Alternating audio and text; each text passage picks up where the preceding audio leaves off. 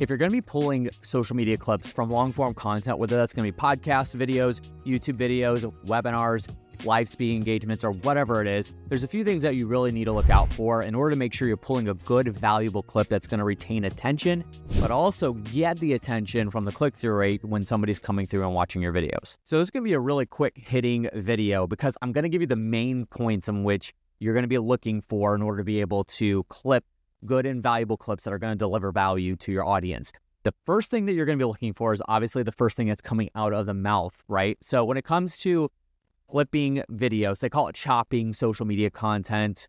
You can also call it repurposing content, whatever it is that you want to call it. But it's basically you have a long form video. Let's say you have a 60-minute podcast video and you think, hey, I can go in and chop out 10 or 20 60-second clips, sub 60-second clips I can repurpose for social media.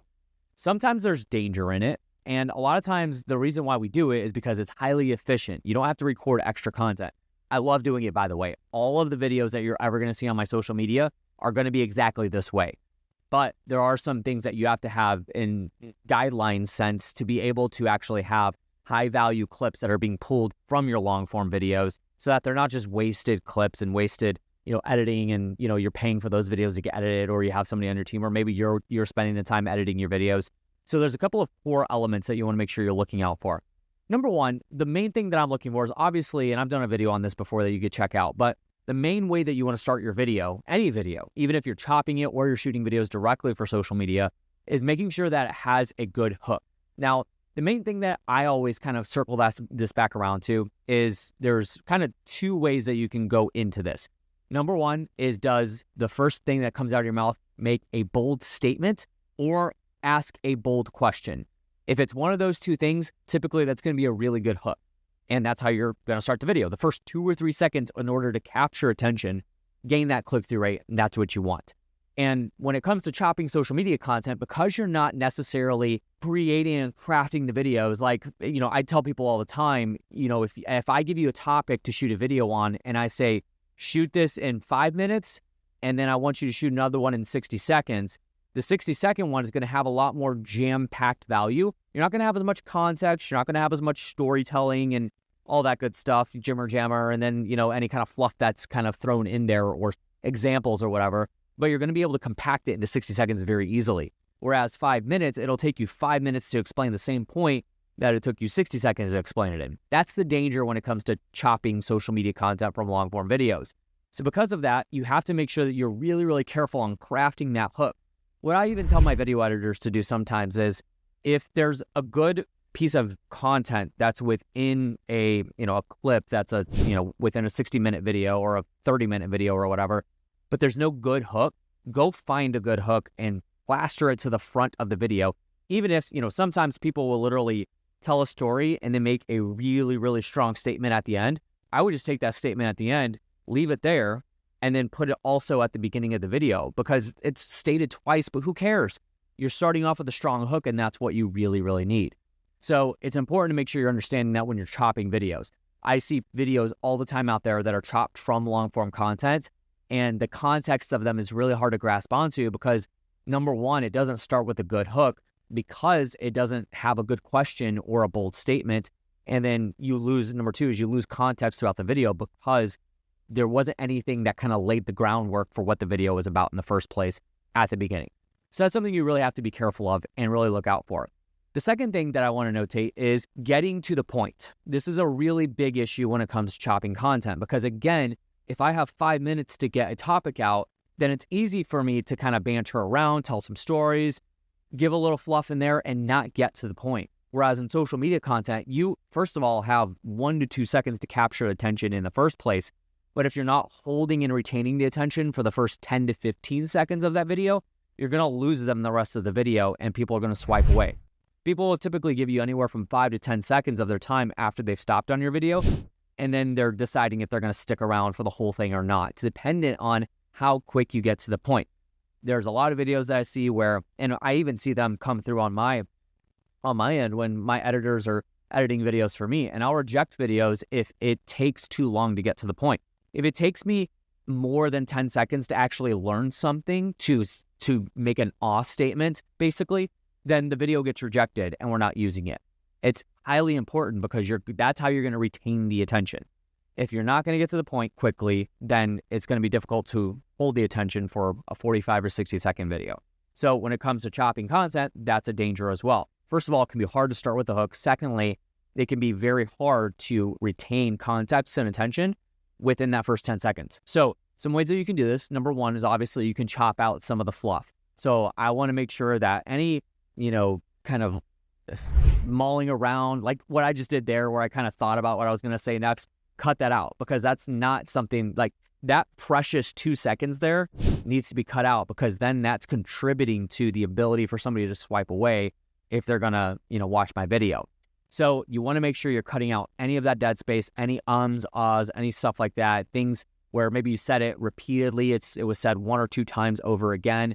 Those are the things you want to get rid of, and then you can compress that video down into, making sure that the point is delivered within the first 10 seconds. That doesn't mean that the video has to be over in 10 seconds. It just means that you need to get somewhere with it within the first 5 to 10 seconds, or else you're going to lose people. Then you got to make sure, obviously, the last part of this is to retain the attention by delivering value throughout the whole video.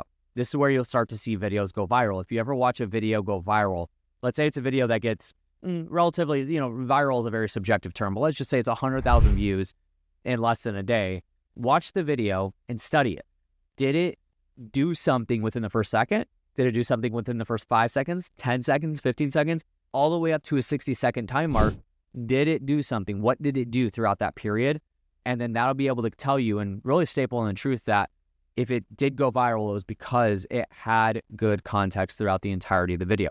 Whether that's an educational video, an informational video, or an entertainment video, doesn't matter really. Now, the last part of a good clip, making a good clip from a chopped video, from a long form piece of content, is making sure that it ends with a complete thought. This is really important, because if it just kind of leaves you on a cliffhanger and there's nothing that kind of ends the video promptly, then it's going to be really hard for people to watch it again and actually want to engage in your video content again, because then you're just going to be known as that was the video that I watched where the guy ended it and there was no context given at the very end. There was no explanation point at the end.